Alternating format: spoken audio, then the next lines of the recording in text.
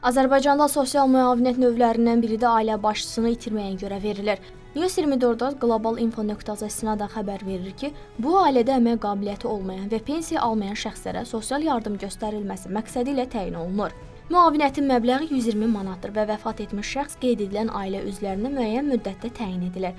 Vəfat etmiş şəxsin 18 yaşına çatanədək uşaqlarına, uşaq əyani təhsil aldıqda təhsili bitirinədək, lakin 23 yaşdan çox olmamaqla. Vəfat etmiş şəxsin 18 yaşına çatanədək əlilliyi müəyyən olmuş, 18 yaşından yuxarı əlilliyi olan uşaqlarına əlillik müddətinə, vəfat etmiş şəxsin 8 yaşınadək uşaqlarına baxan və yaşından və əmək qabiliyyətinə asılı olmayaraq işləməyən valideynlərindən, qardaş, bacı, baba və nənələrindən birinə uşağın 8 yaşınadək. Sosial müavinətin təyin olunması üçün şəxs müavinət almaq hüququ yarandıqdan sonra yaşayış üzrə Dövlət Sosial Müdafiə Fondunun struktur bölməsinin, DOST mərkəzinə və ya şəhid ailələri üzvlərinin, müharibə ilə əlaqədar xəsarət almış, hərbi qulluqçularının və əlilliyi müəyyən edilmiş şəxslərin müraciətləri üzrə vahid əlaqələndirmə mərkəzlərinə müraciət edə bilər. Müavinətin təyin olunması barədə müraciətə qeydə alındığı gündən ən gecə 10 gün müddətində baxılır və müvafiq qərar qəbul edilir. İmtina barədə qərar qəbul edildiksə 5 gün müddətində səbəblər göstərilməklə müraciət edən şəxs rəsmi məlumat verilir. Həmçinin şəxsin bu qərardan inzibati qaydada yuxarı səlahiyyətli orqana